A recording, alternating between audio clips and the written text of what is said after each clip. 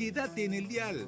Lo que pasa y lo que viene está en Neuquén.ar, el mejor compacto de la política neuquina por AM550 La Primera. La voz de sus protagonistas, buena música y todo el análisis. Con la conducción de Santiago Montórfano. Quédate con nosotros. Así comienza Neuquén.ar. Neuquén Informa. Noticias destacadas. El gobernador Rolando Figueroa firmó con el intendente de Chosmalal, Nicolás Albarracín, un plan de asfalto que implica la pavimentación de 54 cuadras a realizarse en diferentes sectores. La obra comenzará en el barrio Las Vertientes. Se viene a concretar en barrios que era inesperado. Es una obra que para muchos barrios de Chosmalal no se pensaban, y en tan poco tiempo que podamos estar logrando esto en conjunto con el gobierno de la provincia, por supuesto que nos pone muy contentos para que llegue a todos los chosmalenses estas obras que son tan necesarias. Creo que, y estoy seguro, que es el plan de asfalto más importante de la ciudad de Chosmalal. Más información en neuqueninforma.gov.ar.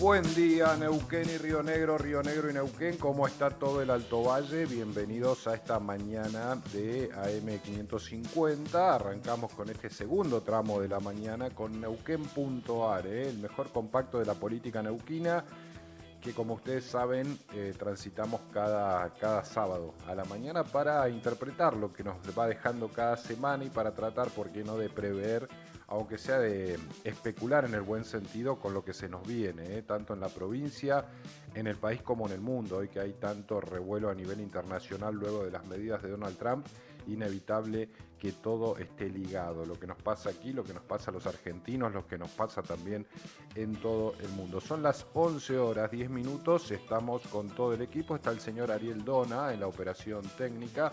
Está el señor Cristian Cantón a cargo allí de toda la técnica de lo que pasa en la pantalla de 24/7 Canal de Noticias, y aquí en el estudio debutamos en esta dupla, y yo estoy muy contento porque venía solo los sábados y ahora tengo una excelente compañera de un profesionalismo intocable, que es la señora Vanessa Millar. ¿Cómo estás, Vanessa? ¿Cómo estás, Santiago? Bien, bien, ¿cómo están todos? Bueno, seguimos en la mañana, porque arrancamos tempranito. Usted viene con Pancho y después... Sí, lamentablemente no tiene exclusividad Montórfano, pero bueno. No, yo soy un agradecido, escúcheme, después de Pancho Casado tengo el honor de que usted me acompañe a mí, le agradezco, por supuesto. Acá estamos entonces para que muchos oyentes que se están sumando. Hablamos de Neuquén, hablamos de Río Negro. La temperatura en Neuquén ahora es de 9 grados 8 y va a ser una linda tarde, va a ser la tarde, va a estar entre los 21 grados aproximadamente, esa es la máxima que se prevé, así que la humedad ahora es del 62%, la presión 989.2 hectopascales, el viento soplando del este a 13 kilómetros en la hora y la visibilidad de 15 kilómetros. Viento del este, lluvia como peste, no, esta vez no se cumple el dicho porque no hay probabilidad de lluvias, va a ser una linda tarde otoñal. Ahora vamos a compartir también el pronóstico para General Roca, porque no vamos a hablar, como dijo Santiago, solamente de Neuquén, sino que también hay temas que hacen al interés de la región y de los rionegrinos que también nos están escuchando. Desde luego. Bueno, y nos vamos a ir metiendo de poquito en contenidos y entrevistas. Le quería decir nada más del clima.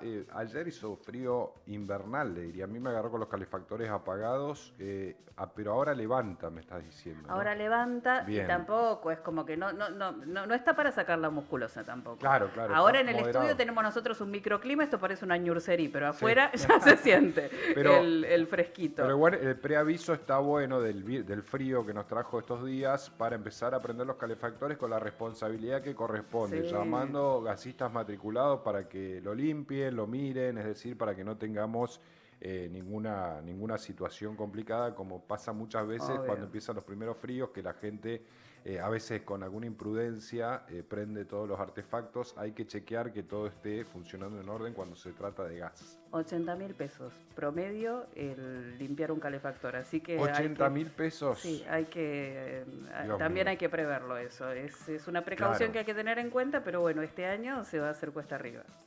Qué mala noticia me acaba de dar, porque yo estoy entusiasmado que voy a hacer revisar todos los calefactores, los dos que tengo. 80 lucas, supongo que me hará precio por los dos. Y no sé si hay precio de amigo para el gasista matriculado. A mí me parece que no. Qué buen tema ese, porque uno dice hay que limpiar, hay que ser responsable, pero al mismo tiempo el ser responsable son 80 gambas. Sí, hay que tener como disponibilidad financiera para ser responsable con ciertas cosas. Claro, sí. Hay un límite ahí económico que evidentemente complica un poco la situación, pero bueno, siempre tratando de cuidarnos porque se trata de cuidar a los seres queridos y a uno mismo, ¿no? Obviamente. Igual el número me dejó más frío que la noche de anoche. 12 grados 2 en General Roca, ya que dijimos la temperatura para Río Negro, bueno, para Neuquén antes, bueno, 12 grados 2 en General Roca, más calentita está la jornada, la humedad del 55% allí, la presión de 988.9 hectopascales, el viento del este también a 10 kilómetros en la hora, la visibilidad de 15 kilómetros, ellos con 21 de máxima como los que se prevé para nosotros, pero sin probabilidad de lluvias, pese a que, como decimos, o como dice un viejo dicho, si el viento sopla del este es porque lluvia anuncia, esta vez no se va a cumplir. Muy bien. Y bueno, para mañana también 23 de máxima y empezamos la semana con 25, 23, bien. Va a ser una semanita relativamente templada. Perfecto, y nos metemos en el comentario de la semana. Lo que la semana nos dejó lo resume Santiago Montórfano en el editorial de Neuquén.ar.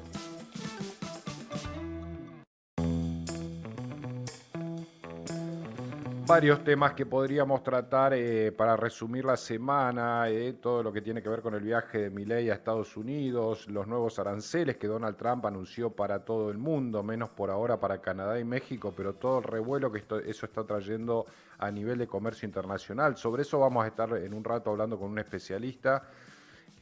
También uno podría hablar de todo lo que está ocurriendo en la Ciudad Autónoma de Buenos Aires con las elecciones que se vienen el 18 de mayo, la derecha totalmente dividida y sorpresivamente Santoro, el candidato peronista, podría ganar luego de muchos años en la Ciudad Autónoma de Buenos Aires, eso es lo que dicen varios sondeos. Podríamos hablar de la crisis también que vive el propio gobierno interna, luego de lo que viene siendo una separación paulatina pero ya evidente entre Javier Milei y la vicepresidente Villarruel, de lo que ocurrió en el Senado, revés para la Casa Rosada, porque se rechazaron los pliegos de Mansilla y del Hijo, los dos jueces que pretendía Milei, que había designado por decreto. El dato de este rechazo tiene que ver con el peronismo, por supuesto, que votó en contra de esas designaciones, pero con la colaboración de dos legisladores que están, por decirlo de alguna manera, bajo mando de Mauricio Macri, es decir, dos hombres del PRO que responden a Mauricio Macri, dieron quórum y permitieron que se rechace lo que iba a ser la designación de los pliegos de designación del Hijo y de Mansilla en la Corte Suprema de Justicia. De todo eso vamos a estar hablando durante el programa. Yo estos minutos se los quería dedicar a algo que está pasando aquí en la provincia de Neuquén, puertas adentro del gobierno de la provincia de Neuquén, que tiene que ver con el gasto público. Todos ya conocemos la prédica del gobernador Rolando Figueroa en términos de ordenar el Estado, de cuidar el gasto público, de recortar los gastos innecesarios, los recortes que se vienen haciendo en distintos insumos, como los teléfonos celulares para los funcionarios, buena parte de las camionetas que se alquilaban por parte del Estado, reducción de más del 50% de la planta política en la conformación de este nuevo gobierno del Frente Neuquinizate. Todo esto que ha llevado, entre otras cosas, a permitir un ahorro de $1.000 millones, lo que equivale al stock de deuda de la provincia de Neuquén, para que tengamos una dimensión del punto en cifras de lo que estamos hablando. Ello habría permitido el redistribuir, en el cual también insisten los miembros de la coalición Neuquén-ISATE en explicar, esto es ordenar el Estado, bajar el gasto público innecesario para redistribuir como en obra pública, en aquellas políticas públicas que llegan en concreto a los neuquinos y las neuquinas. Esta semana fue y corrió mucha información, y yo estuve chequeando con varias fuentes, altas fuentes del gobierno de la provincia, cómo sigue este ordenar las cuentas públicas, que entre otros resultados obtuvo que del 92% de gastos corrientes que recibió Rolando Figueroa cuando asumió, lo llevó a menos de 70% en este primer año, o en lo que fue el primer año de gestión del Frente Neuquén-ISATE. Ahora bien, todas las fuentes me indican que el gobernador no está conforme con este número, que el gobernador pretende continuar bajando gastos innecesarios del Estado provincial, y por gastos innecesarios se entiende sobre todo aquellos gastos corrientes de funcionamiento, por ejemplo, combustibles, por ejemplo, insumos para las distintas tareas, ni hablemos de lo que ya se ha ido recortando, que es, despido de ñoquis, de gente que no trabaja. Pero también y sobre todo esta semana, reuniones en el gobierno, o en reuniones en el gobierno, Rolando Figueroa le habría transmitido a todos sus funcionarios de primera y segunda línea que quiere bajar, y que tienen que bajar en realidad, el 12% del gasto corriente que tienen las distintas áreas. Esto implica, por supuesto, disminuir los gastos innecesarios que los funcionarios vayan detectando, y el punto más sensible es que también hay que disminuir planta política. Ustedes saben que en el Estado básicamente hay dos formatos de trabajo. Una tiene que ver con los funcionarios de carrera o con los empleados públicos de carrera que tienen planta permanente, que en algún momento por antigüedad o por rendir los exámenes pertinentes ingresaron al Estado, y que son los famosos empleados de planta permanente. No es por allí por donde va a ir a buscar el recorte el gobierno Neuquén-ISATE, porque, salvo por supuesto que encuentre cuestiones éticas de corrupción o ñoquis, que eso ya ha pasado y ya han sido expulsados incluso ese tipo de empleados. Lo que estaría pidiendo, en este caso, la mesa de conducción política del Frente Neuquén-ISATE, el gobierno en concreto, es que los funcionarios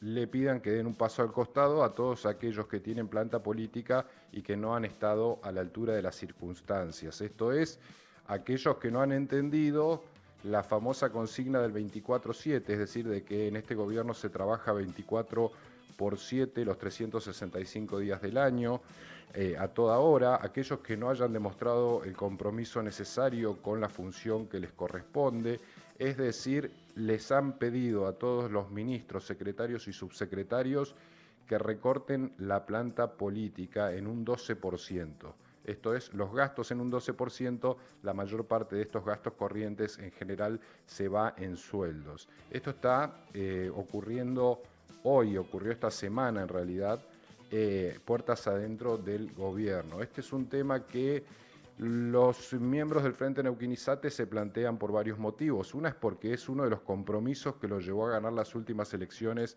frente a la sociedad neuquina. Otra es porque quieren seguir incentivando el agresivo plan de obra pública que está llevando adelante la provincia, y se encuentran con que necesitan recursos o redireccionar recursos que se están yendo por gastos inútiles, para decirlo en criollo, y quieren avanzar en otras actividades que sí realmente son tangibles para la sociedad. El otro tema tiene que ver con que las cuentas de la provincia no son tan alegres como el imaginario colectivo a veces se figura con respecto a las tierras de Vaca Muerta. Esto tiene que ver con dos motivos. Primero, con el retraso cambiario, siendo que la economía de la provincia está en buena medida dolarizada en sus ingresos. Y otra tiene que ver con el precio de los hidrocarburos a nivel internacional. Dos variables que el gobierno de la provincia, el Estado provincial, no maneja, son variables exógenas que hoy no le están dando buenas noticias a los ingresos provinciales. Y uno podría a todo esto sumar, agregar una especulación política que es la siguiente. En la opinión pública yo creo que ya hay un dato que hay que tomarse en serio, que es que la sociedad aprendió a exigirle al sector público austeridad, independientemente de la línea política de la cual provenga este reclamo o este pedido o esta demanda.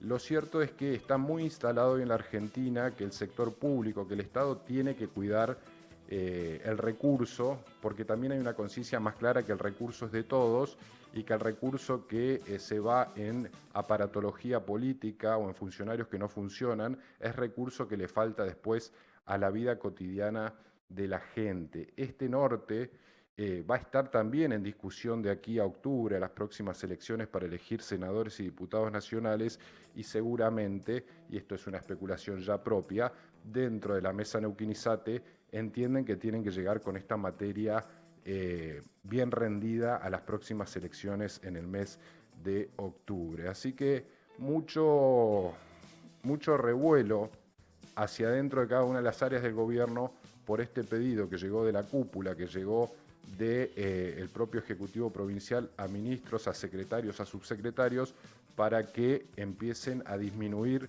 el gasto, incluyendo despidos, si fuera necesario, de aquellos funcionarios que no funcionan. Así, en este clima, o por lo menos con ese objetivo, pretende seguir avanzando el gobierno de Rolando Figueroa en este ordenar el Estado para redistribuir.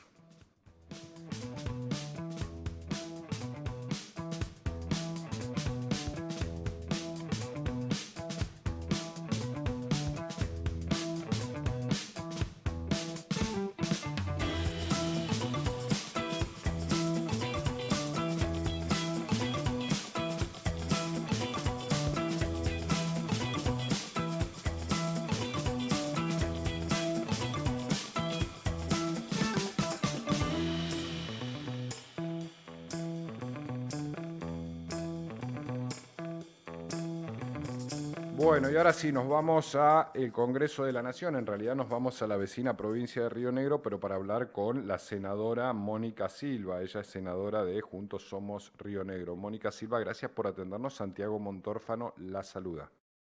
¿Qué tal, Santiago? Buen día. Buen día. Senadora, bueno, el primer tema sería lo que ocurrió en la Cámara Alta esta semana, ¿no? Se rechazaron los pliegos de Mansilla y del Hijo, que era una pretensión que incluso el Ejecutivo Nacional había querido impulsar por decreto. ¿Cuál es su posición al respecto?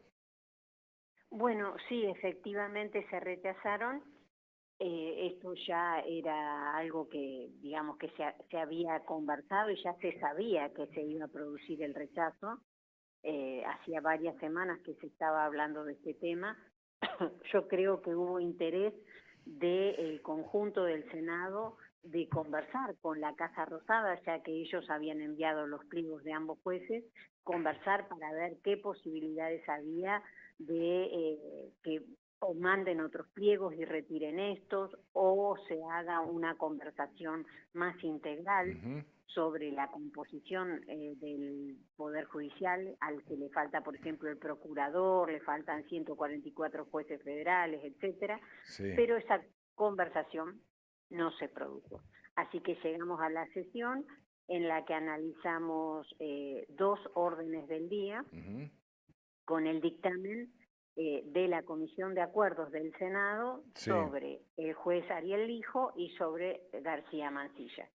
El dictamen de Ariel Lijo había sido producido inmediatamente después de producida la Comisión de Acuerdos, un dictamen favorable en el que se decía claramente que del análisis realizado por la Comisión de Acuerdo, tanto sobre las impugnaciones que habían recibido como sobre las adhesiones a la candidatura del juez Lijo, se establecía que en efecto la formación académica, la labor docente y la trayectoria judicial daban cuenta de que el juez Lijo reúne la experiencia y la capacidad necesaria para integrar el máximo tribunal. Y eso fue firmado por 9 senadores, como es lo que pide la elaboración del dictamen, de diversas bancadas, los 9 senadores. En el caso de García Mansilla, no había orden del día, no había dictamen, digamos, la comisión de acuerdos no se expidió sobre él, no se consiguieron firmas para que nadie se expida sobre la idoneidad de García Mansilla. Entonces, en el mes de febrero, en extraordinarias, la comisión de acuerdos volvió a analizar el caso de García Mansilla y se expide con 9 firmas, pero no se expide sobre la idoneidad, sino que se expide sobre el hecho de que García Mansilla, habiendo dicho que no iba a asumir por decreto, o sea, no iba a asumir en comisión, lo hizo. Lo hizo igualmente y entonces estas palabras que él había pronunciado frente a todas las senadoras y senadores, todos los representantes de las distintas provincias que estábamos sentados ahí, todo esto que dijo de que no iba a asumir y después se contradijo, prácticamente invalidó la posibilidad de que su dictamen fuera elogioso. Así que el dictamen se consiguió como una formalidad, tiene 9 firmas, pero tiene 2 firmas en disidencia y 7 firmas en disidencia total. Es decir, que solamente tiene las firmas a los efectos de que el pliego pudiera ser tratado en la sesión. Lo que se hizo, y fue muy claro, que obtuvo mucha menos aprobación que lo que obtuvo el juez Lijo, aunque ambos se quedaron sin obtener los 2 tercios. Está atravesado por una especulación política este hecho, digamos, en definitiva, que tiene que ver con las intenciones de Javier Milei de meter jueces por decreto, lo cual sería visto como inconstitucional y como un avasallamiento, digamos. Y por otro lado, por internas como la que existe entre el macrismo y los libertarios. Digo, usted como representante de un partido provincial y el gobierno de Beretilnec, ¿cómo se paran frente a ese entuerto político?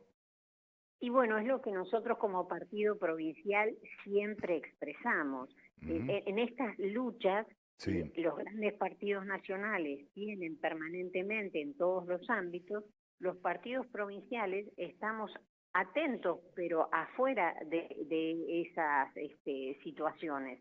Por lo tanto, yo creo que ahí hay una impericia por parte del gobierno nacional para hacer las cosas bien o malas intenciones. La verdad es que no puedo dilucidar si hay malas intenciones del equipo de Milei o impericia.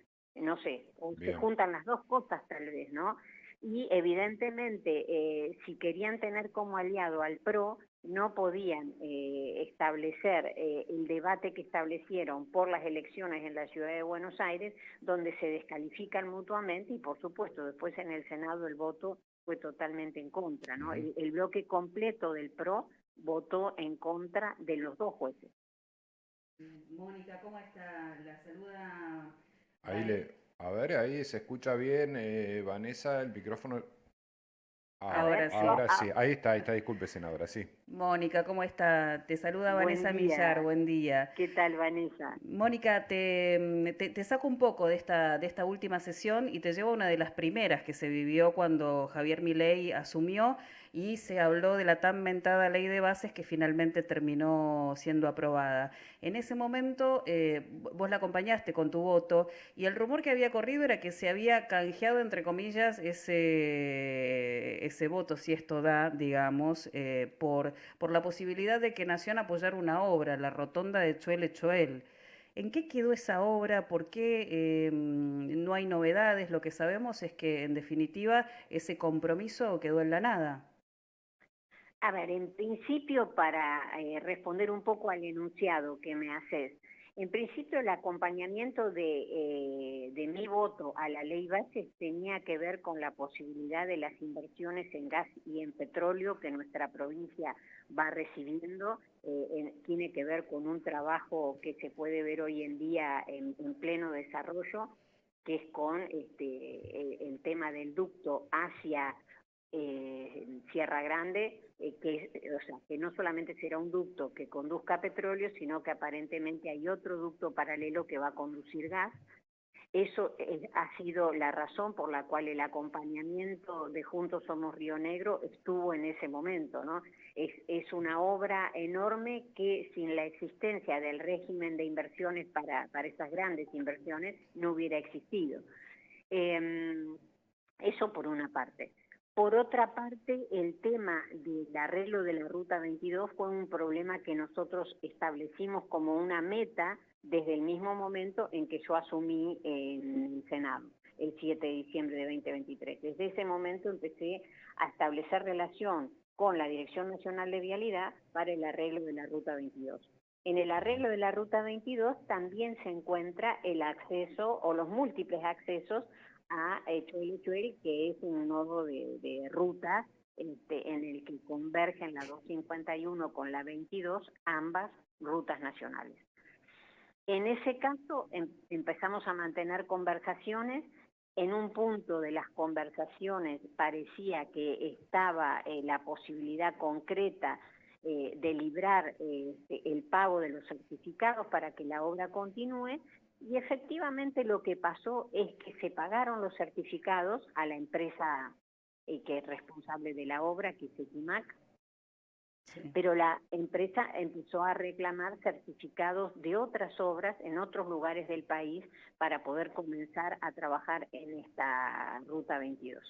Bueno, ahí en ese sentido empezó un tironeo en el que solamente fui espectadora y luego pareció otra vez abrirse una ventana de posibilidad en la que el jefe de gabinete de ministros me avisó que esto era posible, también que la obra podía continuar, que habían establecido unos 6.500 millones de pesos como presupuesto para la finalización, pero otra vez ahí hubo una mala negociación, yo creo, entre la empresa y el gobierno. Bueno, la cuestión es que la rotonda hoy en día está abierta por la obra que está en un 40%, se puede ir por encima del asfalto, pero hay muchas otras cosas que no se han hecho, como por ejemplo la señalización, como por ejemplo el cuidado de la banquina, una serie de cuestiones que hay que terminar mínimamente para que sea transitable. Y no se habla de la terminación total de la obra con los desagües, con todo el corrimiento de lo que es el agua que viene de la barda. Bueno, en eso estamos hoy en día. Senadora Mónica Silva, ha sido usted muy gentil, le agradecemos mucho que nos haya atendido como siempre. Bueno, muchas gracias Santiago, muy amable, hasta luego. Gracias, adiós. Bueno, la senadora de Juntos Somos Río Negro, Mónica Silva, cubriendo, o en realidad dándonos su posición sobre este tema que fue el rechazo de los pliegos de los jueces Lijo y Mansilla, un revés para el gobierno de Javier Milei, que implica una interna feroz con el macrismo, porque fue el propio macrismo el que dio la oportunidad al kirchnerismo de voltear estos pliegos, para decirlo en criollo.